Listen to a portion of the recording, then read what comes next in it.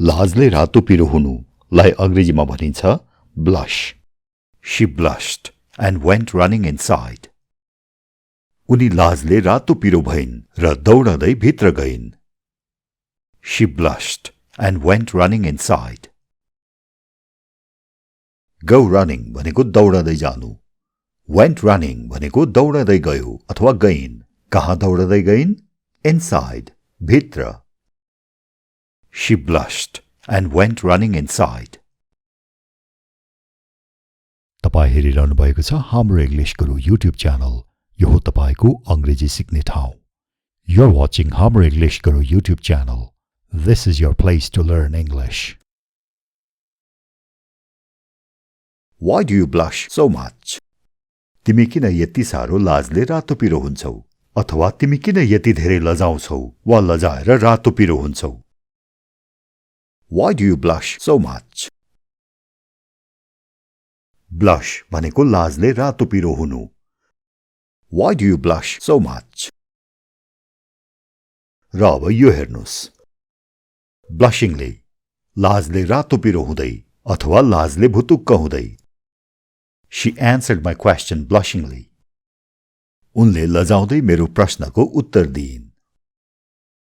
She answered my question blushingly.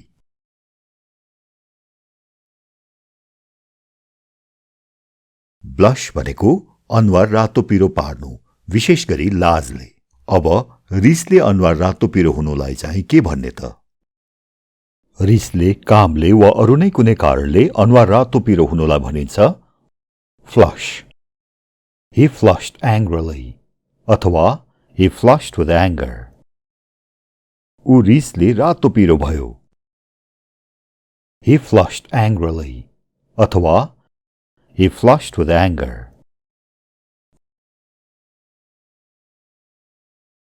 Hesitate को अर्थ हो हिचकिचाउनु, आनाकानी गर्नु, दोमन हुनु अथवा धुकचुक हुनु. Please do not hesitate to contact us. हामीलाई सम्पर्क गर्न आनाकानी नगर्नु है अथवा नहिचकिचाउनु है. नहिचकिचाइकन हामीलाई सम्पर्क गर्नुस्. Please do not hesitate to contact us. यसको अर्को पनि उदाहरण हेरौं. I didn't hesitate for a moment about taking the job. मैले त्यो जागिर लिन अथवा त्यो जागिर स्वीकार्न एकछिन पनि आनाकानी गरिन. I didn't hesitate for a moment about taking the job. अर्को पनि एउटा उदाहरण. If you hesitate, you may lose the opportunity. तिमीले आनाकानी गर्यौ भने मौका गुमाउन सक्छौ. If you hesitate, you may lose the opportunity. यो शब्दलाई हेर्नुस्. lose. lose भनेको गुमाउनु वा हराउनु. र यो शब्दलाई हेर्नुस्. lose. यसको अर्थ हो खुकुलो. z उच्चारण भएको lose को अर्थ हो हराउनु वा गुमाउनु. र s उच्चारण भएको lose को अर्थ हो खुकुलो. र यो शब्दलाई के भन्ने? यो tu लाई चु भने पनि हुन्छ, टु भने पनि हुन्छ. opportunity अथवा opportunity र यसको अर्थ हो मौका वा अवसर. If you hesitate, you may lose the opportunity. Hesitate भनेको के हो त? हिचकिचाउनु, आनाकानी गर्नु, दोमन हुनु अथवा धुकचुक हुनु. अब यो हेर्नुस्. Hesitatingly. यसको अर्थ हो हिचकिचाउँदै अथवा धर्मराउँदै. He told us the truth hesitatingly. यसलाई अलि बिस्तारै. He told us the truth hesitatingly. उसले हिचकिचाउँदै हामीलाई सत्य कुरा भन्यो. If you hesitate, you may lose the opportunity. Hesitatingly यो adverb हो. Adverb भनेको क्रिया विशेषण.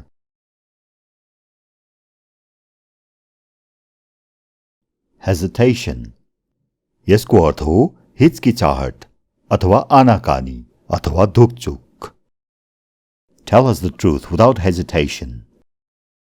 आनाकानी बिनै, धुकचुक नगरी हामीलाई सत्य कुरा भन. Tell us the truth without hesitation. यो शब्द hesitation noun हो. Hesitate verb. Hesitatingly adverb. Hesitation noun. यी तीनै रूपका उदाहरणहरू सिक्यौं हामीले. Buzz भनेको भुनभुनाउनु अथवा भुनुनु गर्नु. The bees are buzzing around the flowers. The bees are buzzing around the flowers. यसरी भुनुनु गर्ने अर्को के कुरा हुन सक्छ? हो भमरा. भमरालाई अंग्रेजीमा भनिन्छ bumblebee. A bumblebee is buzzing behind my back. एउटा भमरो मेरो ढाड पछाडि भुनुनु गरिरहेको छ. A bumblebee is buzzing behind my back. कोपर्नु अथवा चिथोड्नु भन्नु पर्दा claw. C-L-A-W. Claw. The dog is clawing at the wall. त्यो कुकुरले भित्तामा नङ्ग्राले कोरिरहेको छ. The dog is clawing at the wall. Claw को अर्थ नङ्ग्रा पनि हो र नङ्ग्राले कोर्नु अथवा चिथोड्नु कोपर्नु पनि हो. The dog is clawing at the wall. She clawed at the stalker's face and ran off. उनले आफूलाई पछ्याइरहेको मान्छेको अनुहारमा कोपरिन् र त्यहाँबाट दौडेर भागिन्. She clawed at the stalker's face and ran off. यो शब्दलाई हेर्नुस्. Stalker. यसको अर्थ हो पछ्याउने मान्छे अथवा लुकी छिपी पछ्याउने मान्छे. Run भनेको दौडनु. Run off भनेको दौडेर भाग्नु. यहाँ छ ran off अथवा दौडेर भाग्यो वा भागिन्. यो हो रन अफ को past tense. ए साँच्ची तपाईले यो हाम्रो इंग्लिश गुरु युट्युब च्यानलमा टेन्स को भिडियो हेरिसक्नुभयो त? यदि छैन भने हेर्नुहोस् है. त्यो भिडियोको लिंक म तल कमेन्टमा दिनेछु. स्टकर को अर्थ त तपाईले बुझिहाल्नुभयो. लुकी छिपी अरूलाई पछ्याउने मान्छे. लुट्न, धुत्न, गोप्य कुरा थाहा पाउन वा अरू पनि कुनै मनसायले पछ्याउने मान्छे. अब यसरी अरूलाई पछ्याउने कामलाई भनिन्छ स्टक. तपाईलाई शंका लाग्यो कसैले तपाईलाई यसरी पछ्याइरहेको छ. तपाई पछि फर्केर सोध्नुहुन्छ, आर यु स्टकिङ मी? के तिमीले मलाई पछ्याइरहेको हो? Are you stalking me?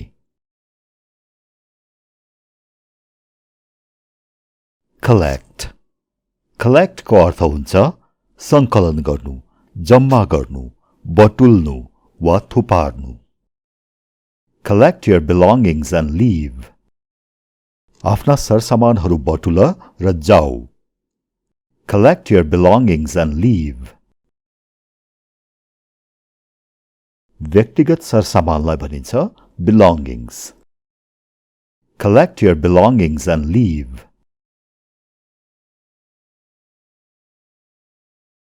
यो शब्दको अर्को पनि उदाहरण हेरौं. Let's collect some money for the picnic. वनभोजको लागि केही पैसा संकलन गरौँ न. Let's collect some money for the picnic. अंग्रेजीमा पिकनिक, नेपालीमा वनभोज. Let's collect some money for the picnic. यसरी केही कुरा संकलन गर्नु, सामूहिक कार्यको लागि पैसा इत्यादि संकलन गर्नुलाई अंग्रेजीमा अर्को पनि एउटा शब्द छ, विशेष शब्द छ र त्यो हो फूल. P-O-O-L. फूल. कार्यालयमा तपाईको सहकर्मीको जन्मदिन आउँदैछ र सबैजनासँग पैसा उठाएर एउटा उपहार किन्ने विचारमा हुनुहुन्छ. यो कुरोलाई तपाईले यसरी भन्न सक्नुहुन्छ, Let's pool some money to buy her a birthday gift. सबैजनाबाट अलिअलि पैसा संकलन गरेर उनलाई जन्मदिनको उपहार किनौं. Let's pool some money to buy her a birthday gift. फूलको यो अर्थ त तपाईले बुझिहाल्नुभयो. फूलको अर्को अर्थ त तपाईलाई थाहा नै छ, पौडी खेल्ने दह. र तपाईहरूमध्ये कसैकसैलाई थाहा होला फूल एउटा खेलको नाम पनि हो। क्रेभ भनेको चाहना गर्नु, अत्यधिक चाहना गर्नु, लालायित हुनु अथवा हुरुक्क हुनु। यो वाक्य हेर्नुस् त, शिक्षकले, बाउआमाले र मनोवैज्ञानिकहरूले सबैले भन्ने गर्छन् यो। Young children crave attention. साना केटाकेटीहरू ध्यान खोज्छन्। Young children crave attention. अरूले हेरिदियोस्, कुरा सुनिदियोस्, आफूलाई ध्यान दियोस् भन्ने तीव्र चाहना राख्छन्। Young children crave attention.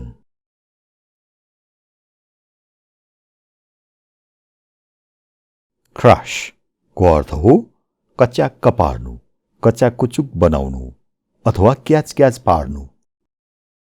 Crush the garlic. लसुनलाई catch पारेर कुट त। Crush the garlic.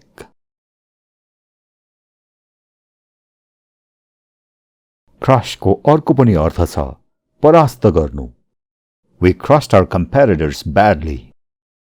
हामीले हाम्रा प्रतिद्वन्दीहरूलाई नराम्रोसँग परास्त गर्यौं। We crushed our competitors badly. Competitor भनेको प्रतिद्वन्दी। We crushed our competitors badly. Crush को अर्को पनि अर्थ छ, यहाँ हेर्नुस्, मोह अथवा प्रेम। तर यो साँचो दीर्घकालीन प्रेम होइन, अल्पकालीन तर हुरुक्कै हुने गरी प्रेम अथवा मोह। I have a crush on that girl. मलाई त्यो केटीसँग प्रेम छ अथवा मलाई त्यो केटीसँग मोह भएको छ। I have a crush on that girl. यो शब्द हेर्नुस्, disable.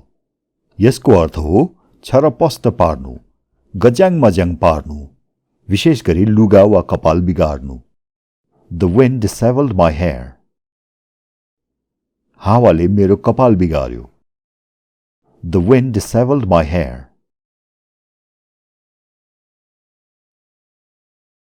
The children have disheveled everything in the room.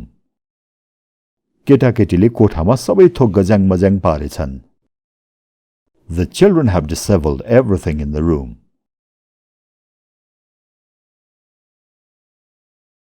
F-L-U-T-T-E-R Flutter को अर्थ हो फटफटाउनु, फरफराउनु अथवा अस्थिर हुनु। वाक्यहरूबाट यी सबै अर्थ प्रष्टसँग सिकौं ल। पहिलो वाक्य त यही छ। The bird fluttered its wings. त्यो चराले आफ्ना पखेटाहरू फटफटायो। The bird fluttered its wings.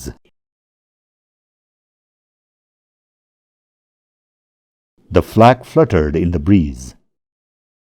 झण्डा हावामा फरफरायो।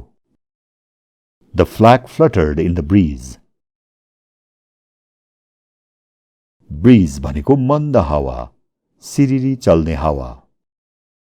Let's sit in the breeze outside. भन्नुभयो भने बाहिर सिरिरी चलिरहेको हावामा बसौं न। अब फ्लटर को अर्को वाक्य हेरौं। Every time I think about my exams, my stomach flutters. Stomach भनेको पेट। केही कुराले अचानक चिन्ता ल्याउनु, उत्तेजित गराउनु, मन अस्थिर गराउनु। भन्नुपर्दा अंग्रेजीमा पेट अथवा मुटु फ्लटर गर्यो भन्ने गरिन्छ। यो वाक्यमा stomach अथवा पेट को प्रयोग भएको छ। Every time I think about my exams, my stomach flutters. यो वाक्यको अर्थ हो जब जब म जाँचको बारेमा सोच्छु, मेरो मन अस्थिर हुन्छ, म चिन्ताग्रस्त हुन्छु, मलाई के गरौं र कसो गरौं हुन्छ। Every time I think about my exams, my stomach flutters. पेटको सट्टामा मुटु प्रयोग भएको वाक्य हेरौं। Every time I think of her, my heart flutters. जब जब म उनको बारेमा सोच्छु, मेरो मुटु फटफटाउँछ अथवा म उत्तेजित हुन्छु, मेरो मन अस्थिर हुन्छ। Every time I think of her, my heart flutters. Every time को अर्थ हो प्रत्येकचोटि अथवा जब जब. Every time I think of her, my heart flutters.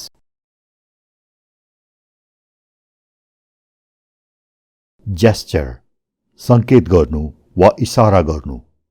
He gestured with his hands. उसले आफ्नो हातले इशारा गर्यो. He gestured with his hands.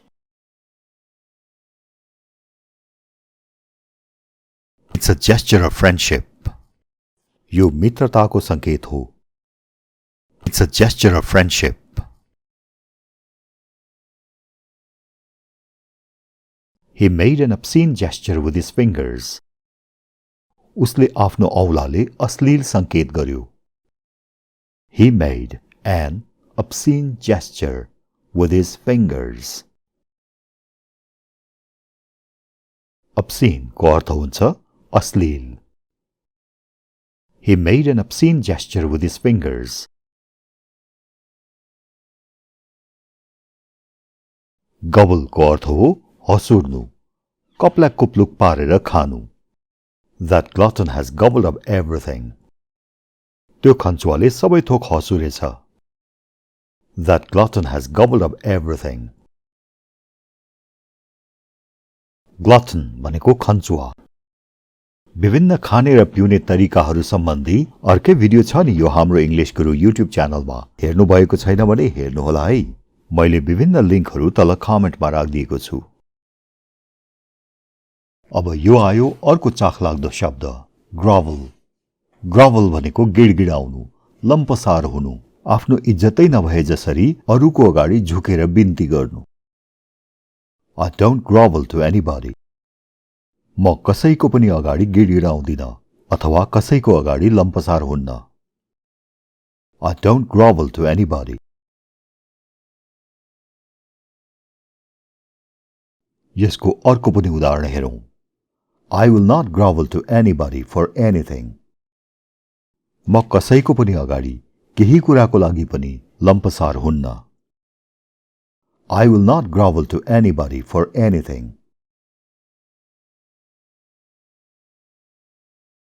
यो शब्द त हामीले पहिले पनि सिकिसकेका छौं. याद छ तपाईलाई? झुटो प्रशंसा गर्नु अथवा चिप्लो घस्नु. अंग्रेजीमा flatter. Are you flattering me? के तिमीले मलाई चिप्लो घसिरहेको हो? Are you flattering me?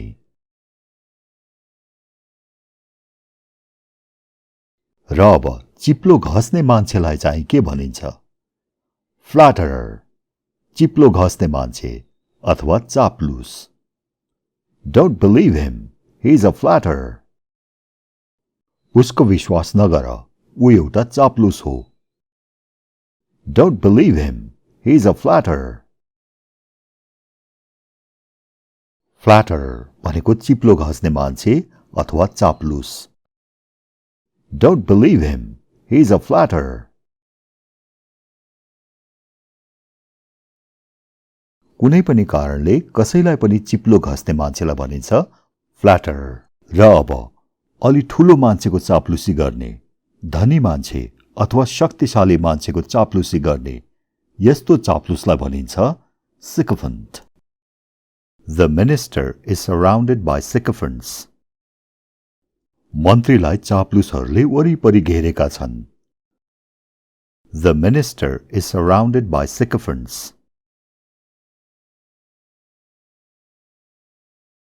झुटो प्रशंसा गर्ने मान्छेलाई फ्ल्याटरर, झुटो प्रशंसा गर्नुलाई फ्ल्याटर र झुटो प्रशंसालाई भनिन्छ फ्ल्याटरी. Flattery will get you nowhere. झुटो प्रशंसाले तिमीलाई कहीं पनि पुर्याउँदैन. Flattery will get you nowhere. झुटो प्रशंसालाई के भनिन्छ भन्ने कुरो त हामीले सिक्यौं. अब प्रशंसा मात्रै अथवा साँचो प्रशंसा भन्नु पर्यो भने praise अथवा compliment. Thanks for the compliment. प्रशंसाको लागि धन्यवाद.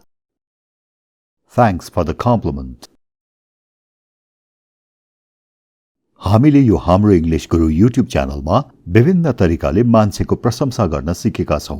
कस्तो मान्छेलाई कुन कुराको प्रशंसा गर्ने र कसरी गर्ने, कस्तो कस्तो वाक्य प्रयोग गर्ने, यी सबै कुरा सिकिसकेका छौं। यदि त्यो भिडियो हेर्न छुटाउनु भएको भए यो च्यानलमा गएर हेर्नुहोला। कुरा लाउनुलाई अंग्रेजीमा भनिन्छ tattle। कुरा लाउनु अथवा निन्दो चर्चो गर्नु, tattle। विशेष गरी स्कुलमा बच्चाहरूले शिक्षकलाई कुरा लाउँछन्।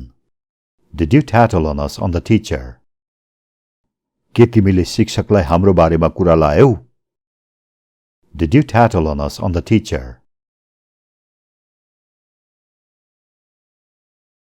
कार्यालयहरूमा पनि हाकिमलाई कुरा लाउने गर्छन्। He tattles on his co-workers। उसले आफ्ना सहकर्मीहरूको बारेमा कुरा लाउँछ। He tattles on his co-workers।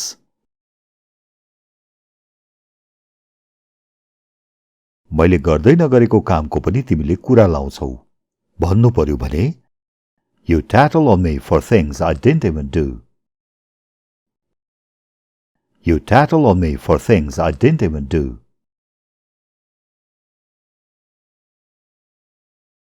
कुरा लाउनुलाई tattle। अब कुरौटे अथवा कुरा लाउने मान्छे, निन्दो चर्चो गर्ने मान्छेलाई भनिन्छ tattler। You're such a tattler। तिमी त कस्तो कुरौटे अथवा कुरा लाउने मान्छे। You're such a tattler।